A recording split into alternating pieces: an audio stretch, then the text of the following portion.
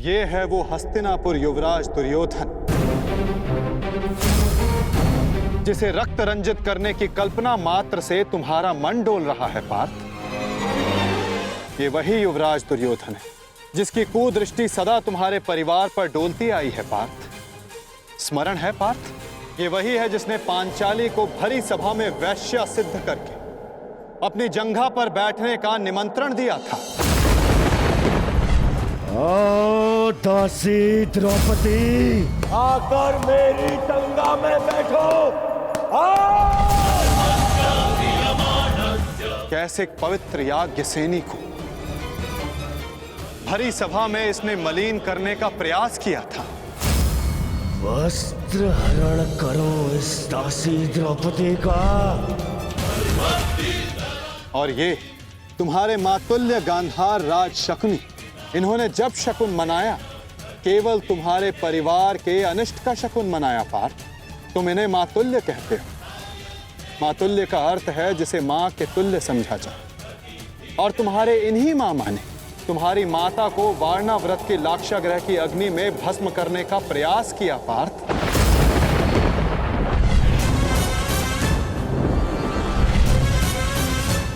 और वो जो ऊंची दृष्टि करके खड़ा मध्यांध दुशासन, स्मरण करो पार्थ,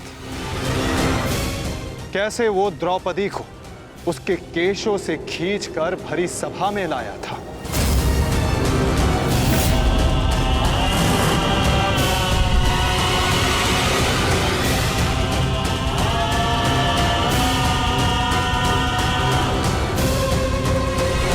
कैसे याज्ञसेनी को भरी सभा में निर्वस्त्र करने का प्रयास किया था इसने।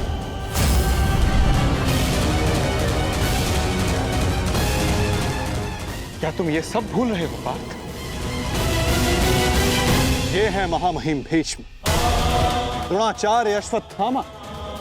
जब ये अधर्म हो रहा था तो ये सब मौन रहे।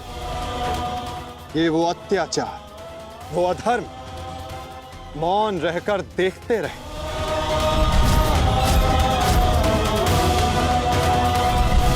स्मरण करो वो वनवास, वो अज्ञातवास जिसने तुम्हें तुम्हारा पौरुष त्याग कर बेहनल्ला बनने को विवश किया।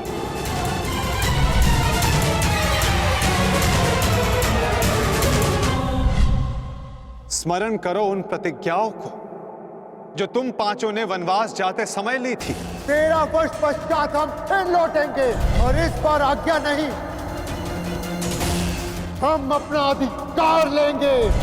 मैं प्रतिज्ञा लेता हूं कि पांचाली के अपमान पर अट्टहास करने वाले इन 100 कौरवों को मैं अपने इन हाथों से यमलोक भेज दूंगा। ये मत समझना कि वन में हम विश्राम करेंगे दुर्योधन। हर पल प्रतिशोध की अग्नि में जलेंगे और जब लौटेंगे तो इतने बाण बरसेंगे, अंधकार छा जाएगा हस्तिनापुर के भविष्य पर, महायुद्ध होगा। तो ठीक है पार्थ, यदि तुम सत्य जानने को उत्सुक हो तो मैं तुम्हें सत्य, धर्म और कर्म का ज्ञान देता हूं। मैं तुम्हें धर्म और कर्म का मर्म समझाता हूं पार्थ। मैं तुम्हें वो ज्ञान देता हूं जो मानवता को चिरकाल तक उनका मार्गदर्शन करता रहे, उसका सहयात्री और सारथी बनेगा।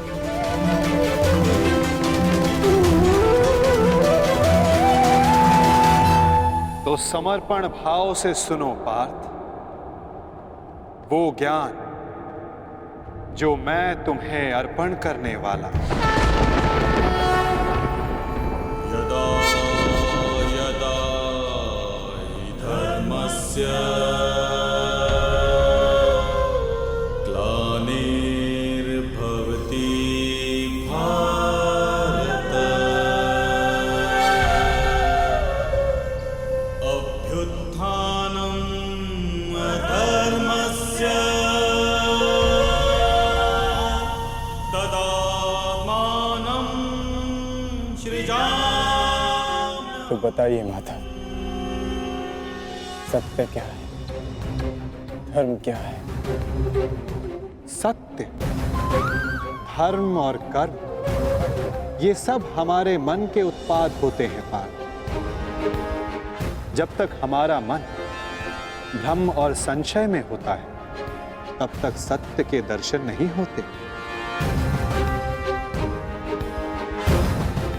तो कर्म और सत्य का मर्म जानने के लिए उत्तर दो पार्थ। तो बताओ, मानव, पशु पक्षी, जल जीव, वनस्पति ये सब कैसे बने? कैसे इन सब का जन्म हुआ है? ये सब कैसे जीते हैं? कैसे इनकी मृत्यु होती है? और मृत्यु के पश्चात ये सब कहां जाते हैं? विचार करके उत्तर देना पार्थ।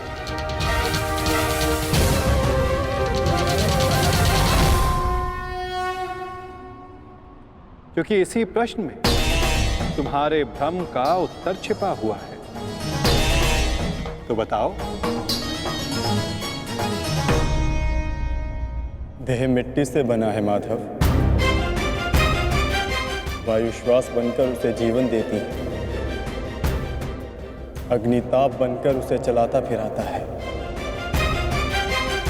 जल रक्त और मज्जा से बनकर उसे जीवित रखता है, और आकाश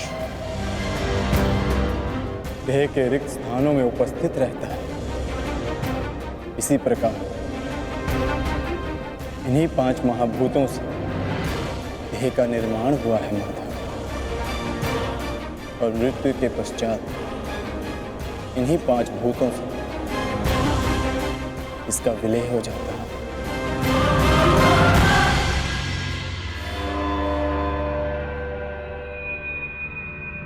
तो इसका अर्थ ये हुआ पार्थ कि मेरा, तुम्हारा, महामहिम भीष्म और आचार्य द्रोण, हम सब का देह इन 5 महाभूतों से बना है, जिसे अंततः उन्हीं में मिल जाना है।